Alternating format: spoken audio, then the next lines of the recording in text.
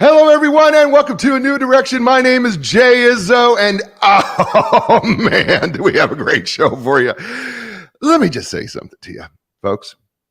You ever been to those networking groups? How's that working out for you? Right? Probably just like everybody else, right? You kind of go to these networking groups, and there's a whole bunch of people there. You don't know, really anybody. And it's kind of awkward, and you're trying to figure out, okay, what do you get started? And yeah, maybe they, say, hey, welcome to the networking group, and then you go and you try to meet, and the conversations are awkward, and you just don't know how to get started. And then you walk away, you handed out a bunch of cards, and at the end of the day, you know what? You never heard from anybody ever again. And we call that networking. That's just awful, isn't it? What if I told you there was a better way? Because there is. We're going to talk to Nick Gray. Yes, that Nick Gray. I know. You heard of him, the museum hack, right? TEDx, right? It's him, okay? He wrote this outstanding book. It's called The 2-Hour Cocktail Party. It's absolutely fabulous. I have read it. In fact, I'm going to do it. I have been so impressed with this book. I've gone through this book twice. I've read it all the way through, and then I went back through it after I highlighted it and looked at it again. And every time I've read it, I went, this just makes so much sense. I want a networking party of about 15 people that I can intimately get to know, where my relationships don't grow wider, they grow deeper. Because it's the depth of the relationship that's going to make the changes in your personal life and your business life. I'm telling you that. And Nick is going to help you do that today. So listen, get out your pens and pencils. And if you're driving on the road and listening to us on a podcast, do not get out a pen and pencil. I just want you to do mental notes and then listen to it later, take notes. Okay, if you do that, you're watching us on DBTV, right? Thank you everywhere all over the world for doing this. I'm telling you, get out your pens and pencils. We're gonna walk you through this because it is powerful, and it just makes so much sense. And by the way, he has demonstrated this over and over and over and over again with different people all over, and I'm telling you, it's going to work for you, and you're going to love this. All right, but before we get to Nick, that's what we do every week, right? We are 4-part people. We're physical, mental, emotional, spiritual people. And the truth of the matter is, as we all know, is that we never stay static. So if we're not growing in these 4 areas, we're dying. That's the truth. All right. And by the way, physical, mental, emotional, spiritual, that includes the relational, right? And means that we got to be intentional about our relationships. It means we got to be intentional about our physical area, be intentional about our mental and intellectual area. We got to be intentional about our emotional area. We got to be intentional about our spiritual area. We have to be intentional. And that's the beautiful thing what Nick does in this book. And that's what we're going to talk about here in a second. So here's what we do on the show. I have you rank yourself on a scale of 1 to 10 in terms of each area. So let's take the physical. So how are you doing eating right, getting enough exercise, drinking enough water, getting enough sleep, right? Maybe getting checkups, right? And 1 being, I'm awful. 10 being, I couldn't be any better. 5 being average, right? What's your number? Now, listen, here's a point. Whatever your number is, I don't want you to feel guilty about that. That's not what I want you to do. What I want you to do is I want you to say, okay, if my number's a 2, what can I do right now to improve? If your number's a 7, what can I do to get to a 7.25? Whatever that may be, what can you do right now to make it a difference? All right. So whatever that number is, it's your number. All right. So hold on to that first number. Second number is the intellectual mental number, right? My wife says this all the time. You know what? Don't be a couch potato, because you can't just let information come at you. You need to be active in your learning. You know what a great way to be active in your learning is? Read a book, like the 2-Hour Cocktail Party. That would be a great idea for you to do, right? Here's the thing. We have 2 halves of the brain, right brain, left brain. Right brain's creative, left brain's more logical, right? And what we want to do is we want to exercise both of those, but we have to be intentional, and we have to be actively pursuing to grow in knowledge and understanding. So on a scale of 1 to 10, how would you rate yourself in your intellectual mental area? Okay, that's your second number. The third number is your emotional number. And, we've done a lot of work on this show over the course of the last 5 years talking about, Daniel Goleman's work in terms of emotional quotients and emotional intelligence, but we make it really easy here. First one is, how would you evaluate yourself under stress and pressure, being able to control your emotions? And then secondly, how well are you able to tap into and understand the emotions of other people? Can I tell you something about this book that fits right in there? Let me tell you about this book. You cannot go to a networking event and try to meet 20, 30 people, hand out a bunch of cards, and there's no way that you can really tap into and understand the emotions of other people. But when you have 15 people that you can go deep with, guess what? You start practicing active listening and you start practicing great conversation. So on a scale of 1 to 10, how would you evaluate yourself emotionally? And then finally, the third area is the spiritual area, right? And listen, we're all spiritual people. We all live by faith. The truth of the matter is we make plans for the future. We don't know if they're going to happen, but we believe they will. That's faith. You put your key in the car, you turn it over, and you believe it's going to turn over, and that's faith. You drank your cup of coffee this morning, and you believed it wasn't poisonous because you drank it. That's faith. And by the way, you know what? The truth of the matter is it's not something that we see, but it's know that we all know that it exists. We know that there's something inside of us that's a spirit, that there's the spirit of the human spirit. There's something that we connect to that's outside of us. You know, the fact of the matter, it's like the wind, right? Where does the wind come from? Do you know? No. But yet we see the results of the wind. The truth is the same thing about your spirit. You may not be able to see it, but we all see the effects of it. Right? So then the question becomes, what gives you a sense of joy and peace in the midst of chaos? Is it God? Is it nature? Is it meditation? Is it something else? How's it working for you? So on a scale of 1 to 10, how would you evaluate that area? Those 4 areas, like the air and the tires of your car. If one of the tires are low, guess what happens? The car veers and it doesn't run as well and it doesn't work as efficiently. And at the same time, if all 4 tires are too low, it can ruin the car. Right? So we want to bring our tires to the right height. And speaking of somebody who's got his air and his tires filled to the right level, his name is Nick Gray. He's an entrepreneur. He's an author. He lives in Austin, Texas, one of my favorite cities. He started with and sold 2 successful companies. You might have heard of them, Flight Display Systems and Museum Hack. Over 75,000 people have watched his TEDx talk about why he hates most museums, which is why he started Museum Hack. Nick's the author of the 2-Hour Cocktail Party, a step-by-step handbook that teaches you on how to build big relationships by hosting small gatherings. He's been featured in the New York Times, Wall Street Journal, New York Magazine, and they call him a host of cultural significant parties. You can visit his websites, nickgray.net and party.pro, or find him on social media all over Twitter, Instagram, TikTok, etc. So ladies and gentlemen, please welcome to A New Direction. Welcome for the first time to the show, Nick Gray. Nick, welcome to the show. Thank you. Happy to be here, Jay. This is awesome. Well, I think you're awesome. I think the book's awesome. I really enjoyed it. Let's dig right into this book because it's awesome and amazing. And you actually have a story that this all came out of. And I thought your story was quite interesting because you were in New York at the time, right? And yes, you were struggling with building relationships at the time, right? So maybe give people a little background in your story and why this became so important to you. So I moved to New York. I didn't know a lot of people. I was in my mid-20s. I was not an extrovert. I did not do well at networking events or loud clubs.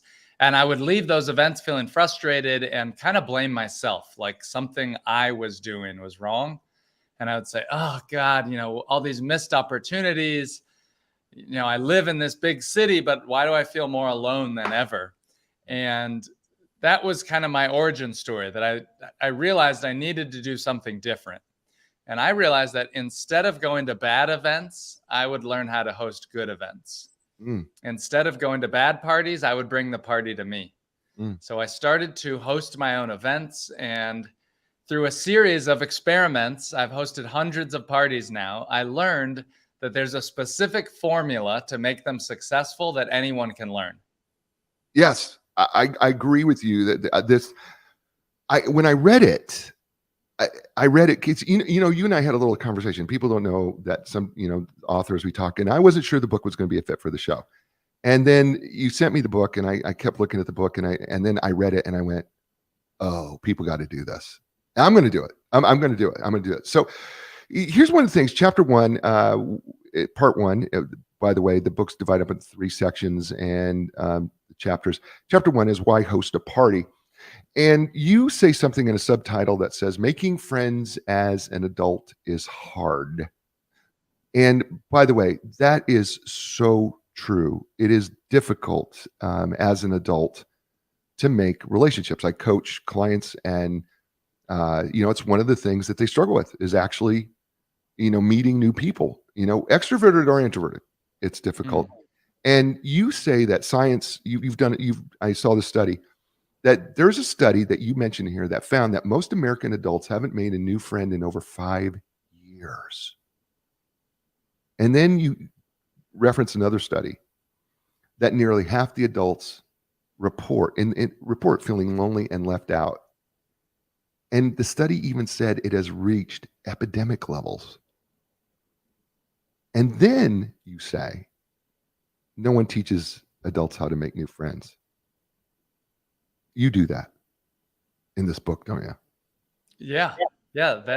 It is an epidemic and it's a problem and it's just getting worse. I read another stat that said 19% of American men say they don't have a single close friend, 15% of women, which is wild. And while it may not be the case for your listeners or for the people you work with, know that this could be the case for your neighbors and for people you know as acquaintances.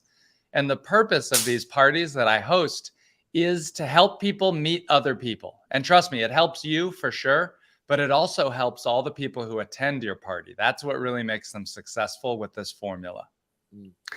And you talk about structure as being a real key to being successful, which I think goes against the grain when we think of a party. We think of a party, we just invite a bunch of people over and we'll just have a good time.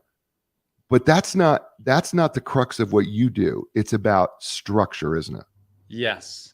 I get so frustrated when I go to a gathering or something where there's no structure. I went to this amazing holiday party a few months ago, and there were all these incredible people in the room. And after an hour, I asked my date, I said, is the host going to do anything, say anything, introduce people? And she said, no, why would he do that? And I was like, oh, what a missed opportunity. And here's why. When you go to a party, and a lot of the listeners to your show are high achievers, either in their business or in their career. Frankly, you want to know who's in the room who could be going through similar struggle situations as you. You want to network and connect. You want to meet people with your shared interests. And at most gatherings, where there's no structure, that is left to the extroverts to go up and work the room. And look, you may listen to this, say, I love parties. That's me, right? And that's great. But realize that over half the people are introverts. They're a little shy. Maybe they have social anxiety. And so I think about how to create a format, a formula, a gathering that really helps make a lot of people be successful, not just the extroverts like Jay who know how to work a room, but I'm talking everybody else. It could be the spouse of somebody else who's been brought along for there and doesn't feel uncomfortable. Helping them to meet new people and make new conversations. My formula involves a lot of conversational crutches to make those new conversations easier. And here's, you do list out several benefits of it, but one of the things that really struck me, and this is the psychological professional that I am, that why it hit me so hard, because I know this particular piece of research, it's strengthening weak ties. And if people don't understand what weak ties are, is that when it comes to how people find out about new jobs or getting a new job or getting an interview or anything like that, it's through weak ties. That is people we see occasionally, perhaps once or twice a year. And the research was done by Mark Granovetter, who actually coined the term in 1973. But these parties that you're doing strengthen weak ties and give you a huge advantage, don't they? Yes, that's the big thing that I will talk till my breath goes out about, the benefit of building up your network. And you know this, but the idea is that, well, first, let me ask you, what do you think about that phrase? What is it? Your network is your net worth. I agree with it. Yeah, I really do. Well, I really do, because I think you're only, if Jim Rohn was correct, I think Jim Rohn said it right, that in 5 years you will be the accumulation of the books you read and the people you'll hang out with. Yeah. But if you don't hang out with any new people, or you have very few people to hang up with, how much worth do you have? Right. So that, yes, I like that phrase and I feel it and I know it works because I use it to grow my last business, which was Museum Hack. I did this weird thing. We did renegade museum tours and it started as a hobby and it turned into a multi-million-dollar business. I don't say that to brag, but just to put in perspective that this actually works. And the idea that we find out about the best new opportunities, whether it's for jobs, for dating, for business deals, business partners, or even hiring new employees, it's through those weak ties, those loose connections, what people call acquaintances, that we find those things through our LinkedIn networks, our neighbors, stuff like that. Hosting parties, I found, was the best way for me to truly add value and create a good, amazing, strong network of acquaintances. Okay, so you've already self-titled yourself as an introvert, right? And I am more of an extrovert, certainly. Yeah, I think I have both. I present myself as an extrovert. I'm here on the podcast. Sure. I do that. I host parties, but at my own parties, I will sneak away and go into my bedroom, lie down on the bed and scroll social media because I just need a break. And Right, so I right. do that. Well, that really is the definition of an introvert, right? Because introverts refresh themselves by getting away. Yes.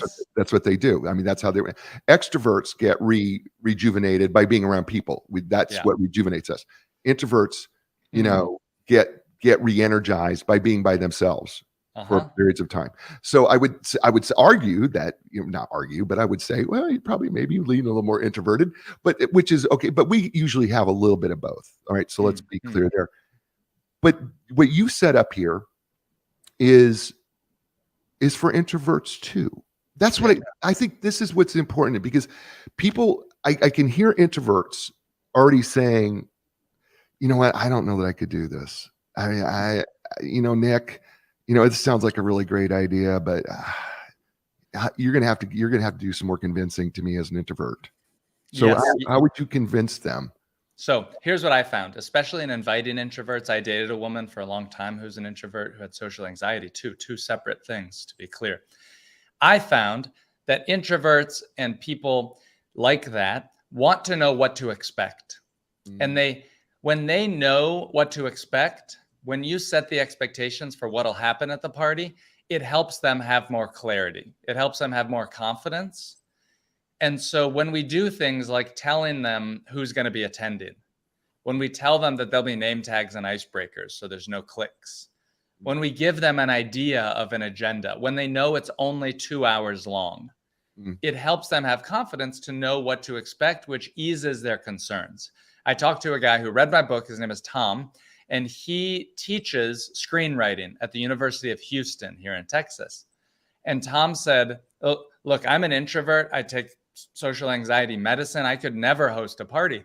But he said, "Your book gave me a job. It gave me a role, a minute by minute layout with the exact scripts of what to say to the first people who arrive and how to kick people out at the end." He said, "I literally read from your book at the party and it was a huge success. And I never would have done it if I didn't have your framework." And it's just to show that I'm trying to inspire a new generation of hosts. mm, Because while you, Jay, are probably a natural host, I would guess, there are a lot of people out there who simply never host, or they only host on very special occasions, and it stresses them out so much that they say they'll never do it again. mm, And mm. so I'm trying to show, look, there's an easier way to do this. What I found, the minimum viable party, that it's not about the food or the decorations, it's about the people and the conversations. Mm, mm. Yeah, see, this is what I love about your book because it became something that you're adding value to others, right? And yes, you are getting something back, Hmm. but it's that value add, right? Because it seemed to me everything I read in this book was about, it's about the people. It's really not about you. I mean, it will be because you're going to get benefit from it, but it's really about adding value to other people. And that's a mindset twist, because we want to think that going to a networking event, a giant networking event is about others. But this is really, as I said in the intro, not about creating a wider group of people, but by creating a deeper group of people. Hmm. Hmm. I mean, isn't that what you're really doing? I think so. I think that it can be hard. Think about somebody like you who probably literally knows hundreds and hundreds of people by first name. Mm-hmm. My assumption is that it's pretty hard for you to have dinners with all those people. Oh, You're yeah. you're a busy guy, and it's not just you, but many people listening could probably make a long list of all the people they've said, "Oh, we should get a beer sometime. Oh, we should have coffee. Oh, we should get dinner." And you never do because life gets in the way and it's hard to schedule. Yep. The idea with these parties is that in the same time it takes you to watch a movie on Netflix, you could reconnect with 15 to 20 people. Mm. In that same 2-hour time block, you can deepen your relationships with that mere acquaintance to somebody who you now invite into your home and build a connection with. And that's what I found the biggest benefits in my personal and business life from. Beautiful. His name is Nick Gray. The book, The 2-Hour Cocktail Party, How to Build Big Relationships with Small Gatherings. When we come back, we're going to talk about the message for the skeptics and the introverts a little bit more here. All right. So we're going to talk to you, skeptics, a little bit. You're listening to him here on A New Direction. Hey, folks, I have two outstanding sponsors. Epic Physical Therapy, of course, is one of them. Listen, whether you're suffering from everyday aches and pains, maybe you had surgery or an injury, you're a professional athlete, you just want to get better. Listen, they're going to customize this treatment program that's specifically for you. So when you're looking for your epic relief, your epic recovery, your epic results, don't look any further. Go to epicpt.com. That's EPICPT.com. They're going to help you. And Linda Craft Team Realtors for more than 38 years. They made it top of the real estate game, but what they are really, really best at is they help people in transition in life. And you go, what? That's real estate. What's that got to do with life? Well, think about it. Every place you've ever lived has been a transition in life. And they have helped thousands of people all over with their transition in life. And that's moving. And so they take the stress, right, and the pressure as much as they can do out of that transition in life. So listen, when you're ready to make your next life transition, whether that's buying a house or selling a house, start with Linda Craft Team Realtors. They're going to help you in your transition. It's real easy. Just go to lindacraft.com. It's LINDACRAFT.com. And we're back here on A New Direction with Nick Gray and his book, The 2-Hour Cocktail Party. Let's talk to some of these skeptics a little bit, because I got a few things that you brought up here in the book. I figure here's one of the questions that a skeptic will have. Well, Nick, what if people don't show up?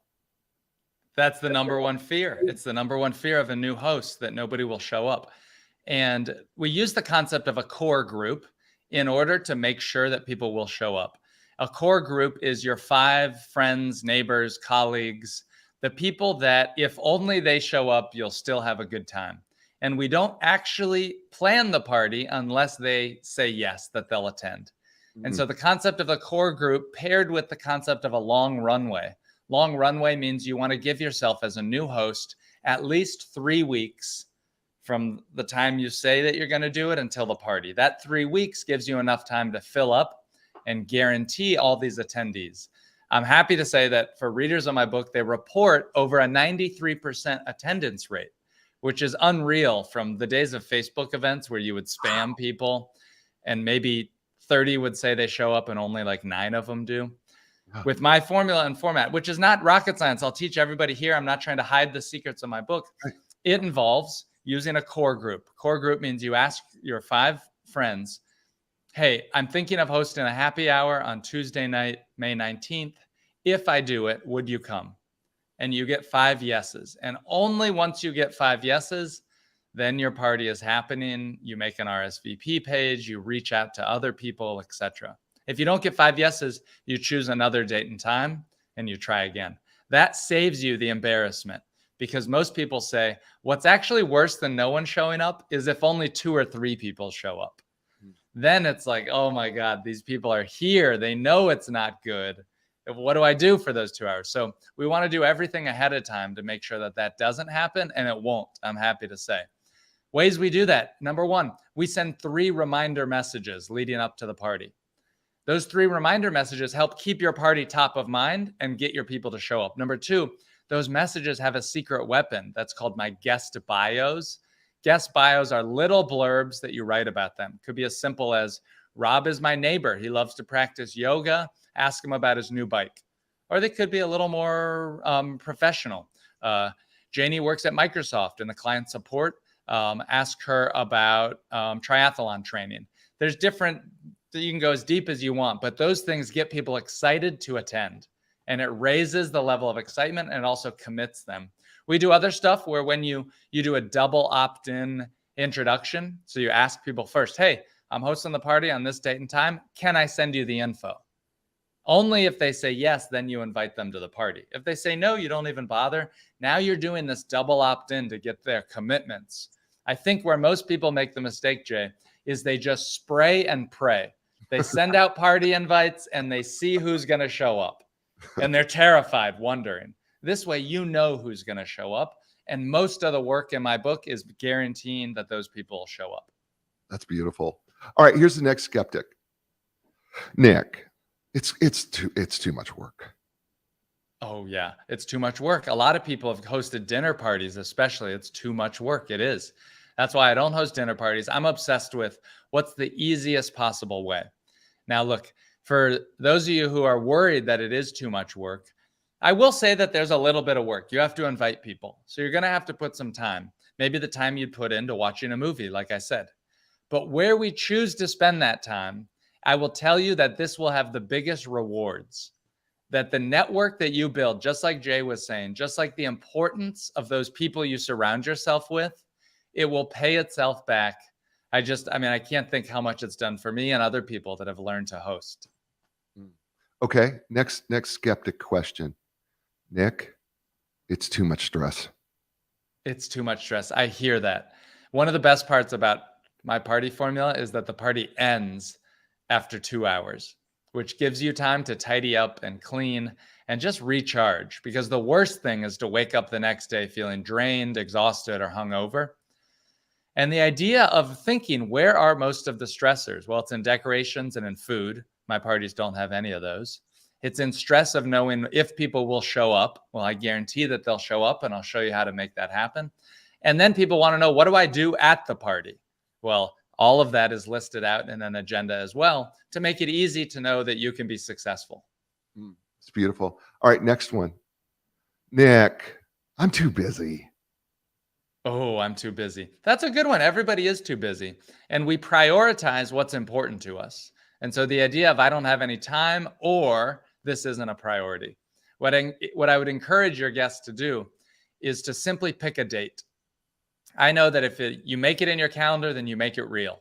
And if you set a date 3 or 4 weeks out in the future, you will make it real. And as you start to invite people, I promise you, it all comes together. It's not that hard to host. All right, next skeptic question. Nick, it's going to cost too much. Oh, this one's one of my favorites. You can host a great party for under $100. In fact, maybe under $50 if you have some of the liquor supplies. I find that I set up a self-serve bar at my parties, and I have things like non-alcoholic options, plenty. I have a few cheap bottles of wine, maybe some cans of beer, but I list very simple supplies and let it be a self-serve bar, and all those supplies are way less than $100. Yeah, this is the beautiful thing that I saw when I was, because you actually, if you read this book, by the way, get the book because it's got all listed out what you would need for the party. By the way, he's got a list. He's got it pre-listed for you so that you don't go, I don't even know what I would start. He's got it listed. By the way, he even has scripts for you in this book. It's all right here in this book. He's got it all. The scripts and everything, what you need to say, what you need to write, what you need to text, what you need to email, right? He's got it all in this book. So you really, it's that good. It made me feel so comfortable going, gosh, I can do this and I'm going to do it. It's really, really cool. All right. Here's one of your headlines that I just feel like you got to answer. So Nick, why use the word cocktail party? Oh, I'm so glad you asked. So cocktail party, that phrase encapsulates an easy, lightweight social gathering. You don't have to serve cocktails. You don't even know how to make cocktails. But a cocktail party is an easy, lightweight thing that anyone can just show up to and know that they'll have a lot of little conversations. It doesn't make people feel locked in like a dinner party. It Mm, doesn't make people feel like they don't know what to expect. Again, it goes back to setting these expectations. beautiful. That's beautiful. All right. So chapter 2 is can you believe it? We're only just get out of chapter 1. Chapter 2, when to host a party. And you've already talked about the party runway. Give it the 3 weeks out. Uh, but the one intriguing thing that you say in this chapter that I found so intriguing was the best day criteria. Hmm. You choose Monday, Tuesday, or Wednesday. Help us out there. So it's a controversial idea, but I believe that by hosting on a Monday, Tuesday, Wednesday night, you get less cancellations, less no shows, more people who say yes, and it's not a socially competitive night. What do I mean by that? Well, Thursday, Friday, Saturday nights tend to be socially competitive. And as a new host, you're more likely to get bumped for something else that comes up. You get schedule conflicts, things like that. The other idea is that on a Monday, Tuesday, Wednesday night, it's not an opportunity for a crazy blowout, blackout kegger. This is a simple social gathering to say hello, not a drink all night bender. Right. Right. It's 2 hours, Yeah. right? And it's conversations. Okay, which leads me to the next question you ask in this chapter, and that is, well, what time works best on Monday, Tuesday, or Wednesday? I find that a 2-hour time block, approximately 6:30 to 8:30. Now that could be 6 to 8, 7 to 9. It could be 5 to 7 if you're in a different part. But when I was in New York, I did 7 to 9. Things started later there and they went later. Here in Austin, Texas, where I live now, we do things a little earlier. 6 to 8 tends to work better. Mm, Use your own cultural judgment. But I think a little earlier, and that gives people time to either eat dinner before or after your party. right, because it's not about the dinner. And then the other thing that you say that's so cool that I love about this concept of, because I kind of dig the 6:30 to 8:30 thing, is that people can generally be home by 9 o'clock. Yes. Right? Yeah. You're not blasted out. You can go to work the next day because Yes. we're working, right? I mean, there's just so many advantages. And because everybody knows it's 2 hours, it's Yes. 2 hours, right? Yeah. Yeah. And they'll thank you for it. That's the surprising thing. They will thank you for ending the party early. It's one of the craziest things. When you end your party on a high note, when you end it when things are going well, not when it's drizzling, fizzling out, people love it and they respect you. And you'll be surprised the thank you messages you'll get. I just think that's such a cool concept because sometimes and it's again comes back to setting up those expectations because as everybody knows, just a couple hours, Hmm. right? You're willing to give up that time because I know I'm not going to be there all night. Yes. Yes. It's an easy commitment. And I Yeah. think that's the difference is when Yeah. you invite people, you want to try to make it easy for them to say yes. By the way, a secret I found of giving out thousands of party invitations, everyone loves to be invited to a party. Inviting someone to a party is a gift that you get to give someone. It's very special. Beautiful. Chapter 3, where to host a party. And you have a word here that I've never heard. It made me giggle. It's a Barty, Barty. A Barty is the enemy. So maybe help people know what a Barty is and give them a little bit of insight into that and why it's such an enemy. A bardy is a party that's hosted at a bar. Imagine you're invited to a birthday and it's simply just people meeting at a bar. Now, when I was in New York, this happened all the time. I'm sure it happens in other cities. It happens because it's easy. It's also a little bit lazy, but I understand why people do it. A bardy happens because it's easy for the host. It's a common, nice environment. They don't have to stress about it. You kind of just show up. The problem with a bardy is the following. Number one, you don't know who's there for the party. It's a mixed crowd. Number Mm, two, you cannot control the environment. mm, Number three, as a host, it's frankly not very generous. mm. Remember that hosting is meant to be generous and vulnerable. You're inviting someone into your home. We'll talk about the home thing later, Yeah, but a bardy doesn't have that. A bardy is transactional. I show up to a bar. I'm just put into the mindset of, oh, this is a networking event, right, right? I'm not thankful for that per se. right. Yeah, you used the word transactional. which I think is a great word. That, when you go to a party, it's a transactional, and it's the opposite of welcoming, is what you say. And I think that's a beautiful way to phrase that. I think we should just go to the next question right here in this chapter. So why should we stay at home and do this party? So I think hosting at home turbocharges your relationships. Inviting someone into your home is so vulnerable that it's almost like going on a mini date with them. And people love to see homes, by the way. I lived in a very small apartment in New York City. So if you're thinking about this, oh, my home is too small, it's too messy, it's too far away, know that it probably isn't. For 95% of the people, hosting at home is the right option. I have a whole chapter about why it's so important, trying to get over some of your limiting beliefs about your location, size, or scale. But I'll tell you this, number one, small homes and apartments are actually better for parties than big mansions. Big Mm. mansions. Have you ever been to a party that's Well, in a huge space? yes. And how does the energy feel, Jay? Well, everybody gets lost because they go into their little cliques and they go into their silos. And Yes. so then what happens is you go to different rooms or go to different areas, and there's a silo of people over here and a silo of people over here, and you never feel connected. Yep. Yep. That's exactly right. I found that smaller spaces are better because the energy is contagious. It's loud. It's exciting. You're bumping into people. The conversations happen oddly more naturally in big, huge spaces. So I do tell people that have huge mansions, I say, look, turn the lights off in some of these rooms, close the doors, block off areas. You need to get people packed in and packed together so that there's these collisions. Now, that's what I look for at a party to know if it's going well, is are people moving around? Is everybody talking and are groups moving, or have they been locked in? Sitting down, by the way, is the kryptonite to a successful event. Mm. Think about it. It's very hard to approach someone who's sitting down. It takes a lot to join that conversation. And once we're sitting down, we have inertia. We don't want to get up. It's hard to get up and move. We're more inclined just to sit and relax. And so I tell people a lot of the time, look, remove the chairs. If you have a ton of chairs around your dining room, remove the chairs. You want people standing to help them mix and mingle. Good stuff there. Let's jump to chapter 4, who to invite. You talked about the core group, right? And we need to get those first 5 confirmations from our core group of people. But some people may say, because we talked about it, that some people don't have a core group. How do we create a core group if we don't have one?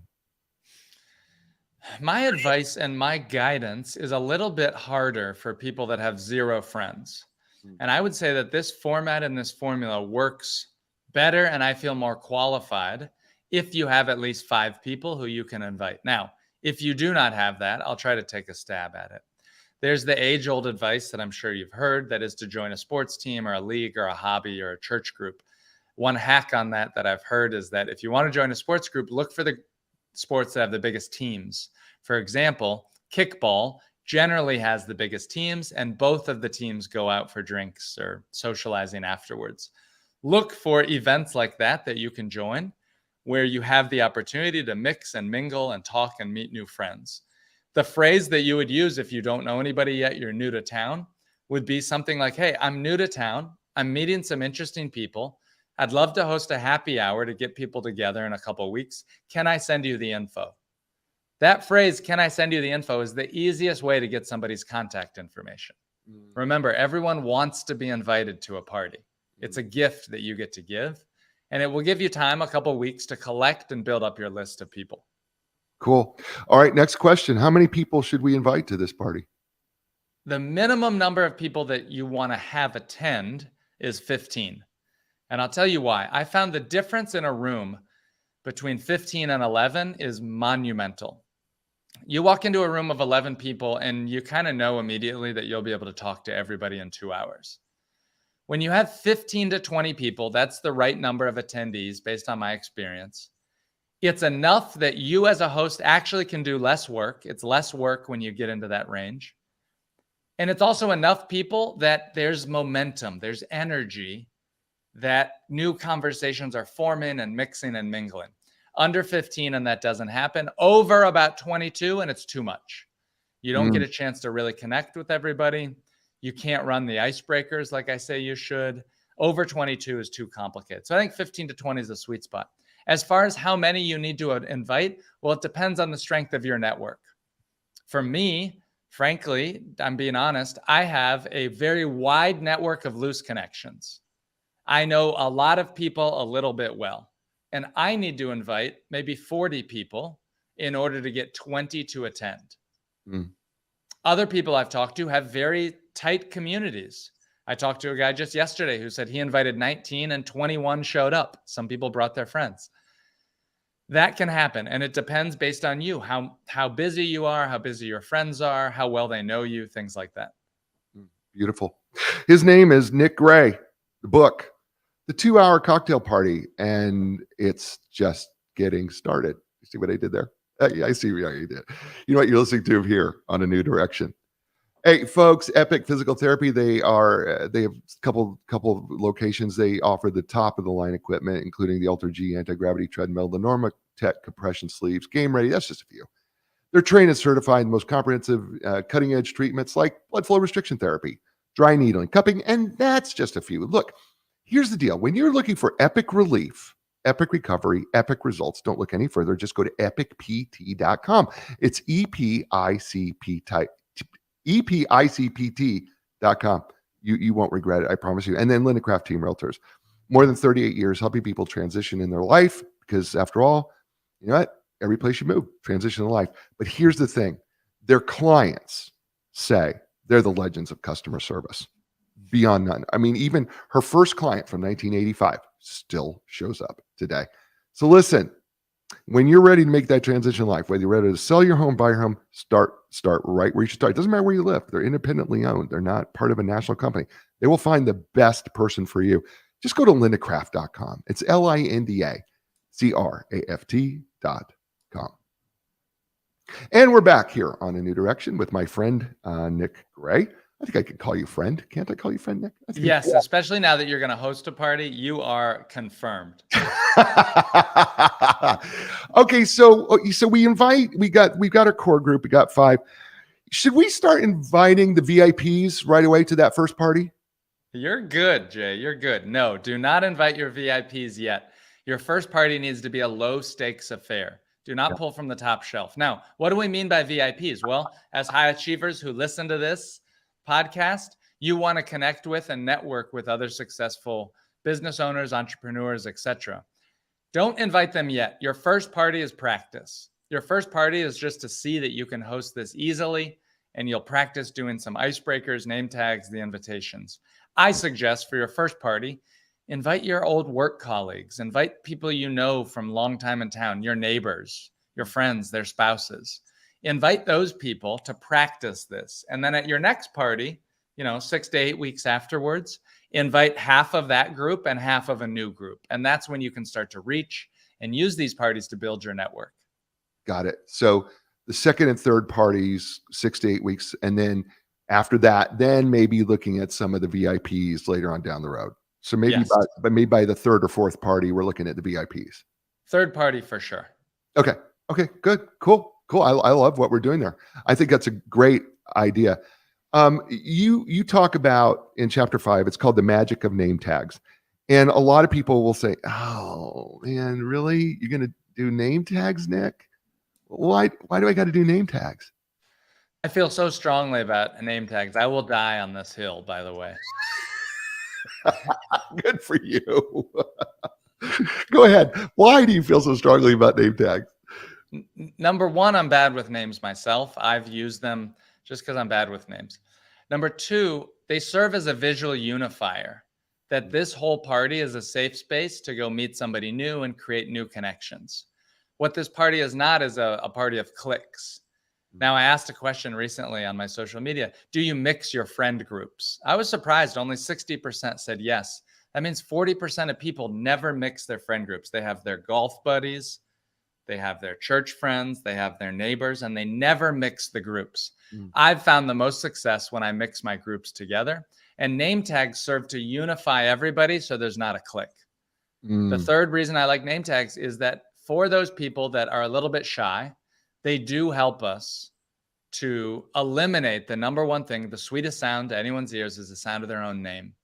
and the idea of just helping you. Why not make it easier to help remember people's names? Mm. I love at first I was a little resistant to the idea of name tags, but then and when I read those things that you just said, I was like, "Oh man, that makes so much sense." And now you don't put first and last names, it's just first name only. I do first name only in big block letters, just first name. Okay. And you write the name tag out. You don't let the guest do it. Yes, I think it's helpful to write the name tag yourself because you want to make that connection with every single guest. You want to say, Jay, welcome to my party. I'm so glad you're here. Let me grab you a name tag. That is your chance as the host to welcome them, to see them, and to make your connection at the start of the party. Now, we've already talked about, using your core friends to start your first party and build from your core. Do you have a particular event page that you like using over another to help make this all work? Or I maybe like some that you don't recommend? I like to use a platform called Mixily, Mhm. spelled Mixily. Mhm. Generation Z, the youth, love to use one called Partyful. My parents like to use Evite. I personally don't like Evite. I find that has too much ads, too much spam. Mhm. I don't want my party attendees to have to sign up for some service or register. I just want them to say yes or no, put in their email address. Those are the ones that I like.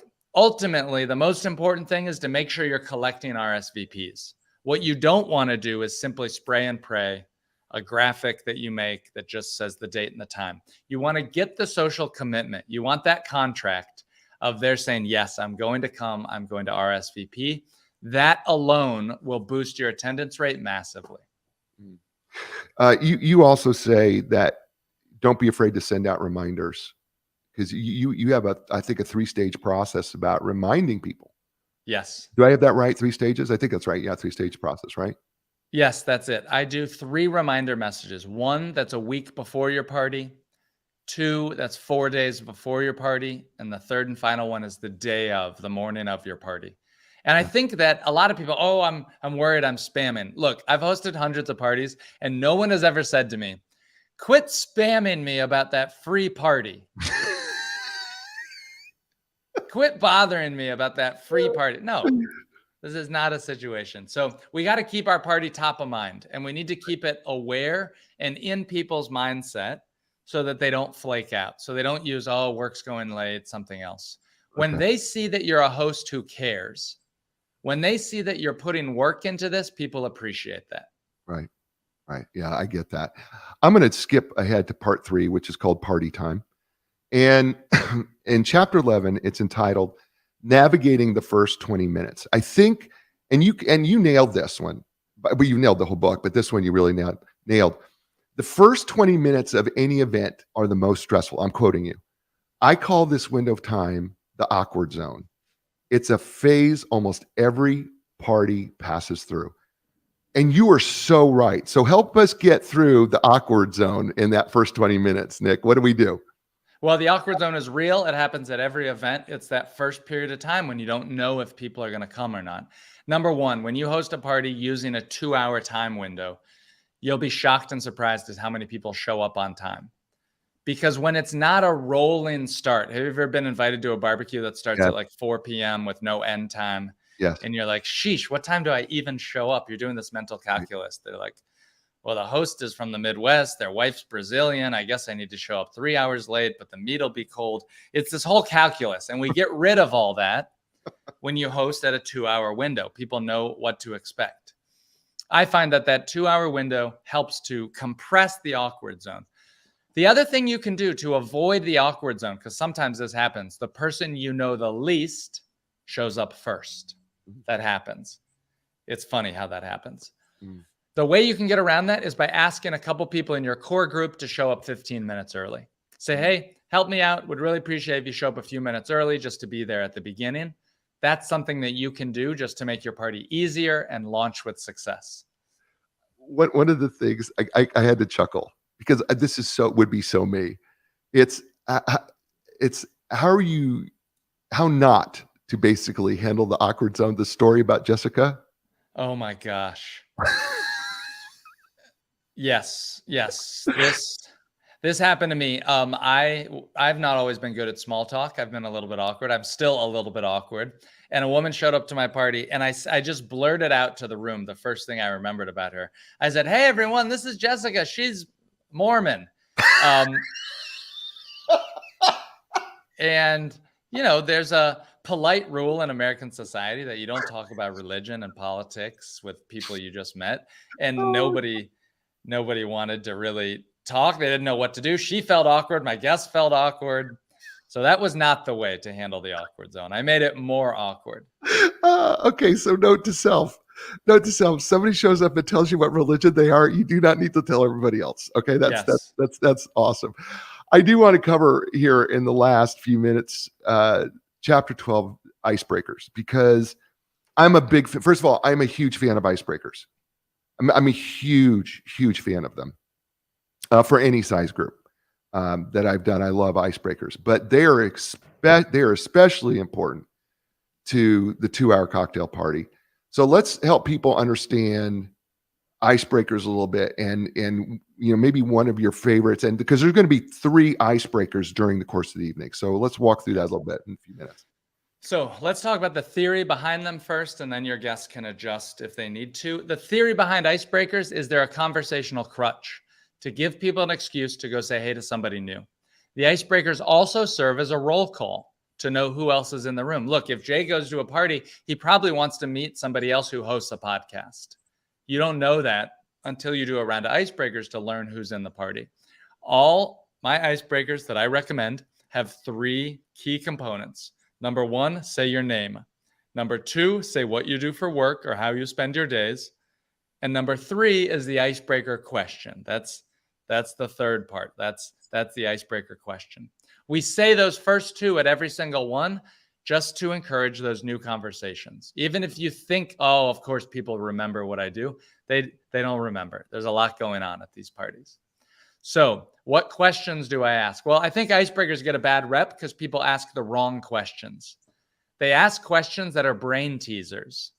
They ask questions where they're trying to impress their friends with the most creative icebreaker. That's terrible. That's a terrible icebreaker. A good icebreaker at the beginning of your party when there's no rapport, a good icebreaker is one that's easy to answer, easy to think of, elicits no judgment from others, and shares a little bit about your personality. For that reason, my favorite beginner icebreaker at the start of a party is, what is one of your favorite things that you like to eat for breakfast? Speaking of which, I want to ask Jay, what is one of your favorites? I'll tell you mine if you want. Mine. Yeah, go ahead. Yeah. Mine is scrambled eggs. I make scrambled eggs, but my secret ingredient is coconut oil. And I add a little bit of coconut oil to sweeten it up. And I add some salt and pepper and occasionally spinach. What do you do? 2 eggs, sunny side up, turkey bacon, couple slices of avocado, and an English muffin. Oh, I love English muffins. This sounds good. Yeah. That's if and if I'm really splurging, maybe some grits because that's nice. I like that. Now, why does the icebreaker question work? Because we all eat breakfast or choose not to eat breakfast every single day. It's easy to think about. It generally has a positive memory. It's fast for us to answer, fast to think about, and it shares a little bit about our personality and who we are. Okay. So that's what I want at the beginning of a party, just to get the momentum going, to get people talking and chatting. Later on at the party, towards about an hour later for your last, third, and final icebreaker, you'll use what I call a value additive icebreaker. I'm telling you all my secrets. The value additive icebreaker means people leave your party feeling smarter, like they learned new things. A good example of that question is, what is one of your favorite things in Raleigh? It could be a cafe, a small business, a coffee shop, a library branch, a hiking trail, or a dog park. What's a cool thing in town that you think others should know about, that you like and support in your town? That's one. The one I use at all of my events is, what's one of your favorite pieces of media? It could be a documentary you watched recently, a book you read, a podcast like this that you listened to, a YouTube video. Just what's something you've read or consumed recently that you like and want to share? When you have people answer that, what happens is the whole room gets smarter. They get recommendations, they get ideas, they're sharing. Ooh, I love that show.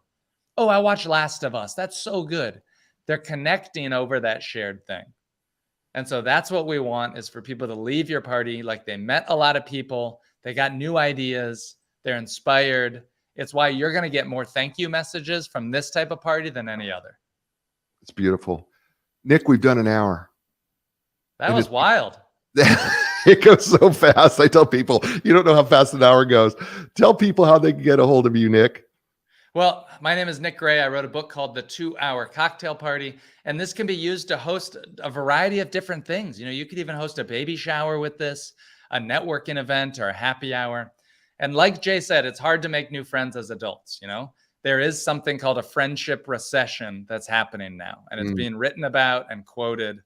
I'll include some links in the show notes, but you can find my book anywhere books are sold. I recorded the audiobook myself. I have a blog, nickgray.net, and I'm on social media at Nick Gray News, NEWS.